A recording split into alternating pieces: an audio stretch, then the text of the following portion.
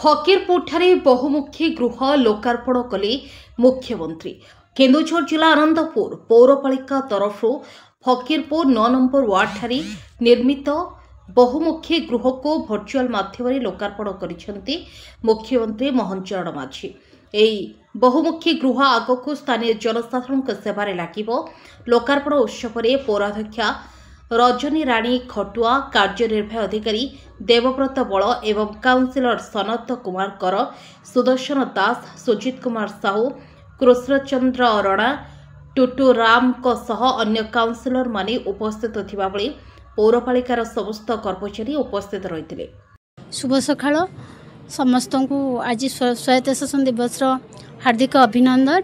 स्वायत्त शासन दिवस सब वर्ष परि ए वर्ष आमर बहुत भल भाव धूमधाम रे पालन कर बहुत सारा कार्यक्रम आमर अच्छी आ सबुठ बड़ कार्यक्रम होछि आमर मल्टीपर्पज हॉल रो इनाग्रेशन हम जोटा कि सीएम सार निजे करेंगे भर्चुआल माध्यम रे आ परे आमर शिलान्यास भी अच्छी आउ विभिन्न जगार फल बंटन भी अच्छी व्यवस्था अच्छी आ सब मूर्ति मान पाखक आम जीवु बहुत किसी प्रोग्राम अच्छी आ सबुठ बड़ दाबी जोटा थिला म्युनिसिपालिटी रो समस्त जनसाधारण करके गोटे आमर क्रिमाटेरियम हेउ सेटा आमर लास्ट पर्यायर अच्छी सेटा एबे 1 मंथ भीतर काम हो जिवो आ बहुत सारा कार्यक्रम आम नेइछु।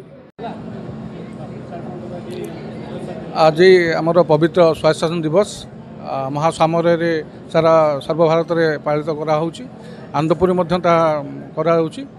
आज आमर एक उत्सव दिन आमर आज 11टा बेले माननीय मुख्यमंत्री द्वारा आमर एक मल्टीपर्पज हॉल जोड़ा 8 नंबर वार्ड और 9 नंबर वार्ड अच्छी ताकू लोकार्पित कर अन्य कार्यक्रम रही साधारण सभा रही समस्त अनुरोध कर सभारे आसी जोगदेवे और ता सहित आनंदपुर पौरपालिका जपरी आगे जीव समस्त सहयोग काम रखुच्छी आउ थे शुभेच्छा सहित कृतज्ञता सहित मोर वक्तव्य शेष कर धन्यवाद। Report Odisha news सत्यपथे।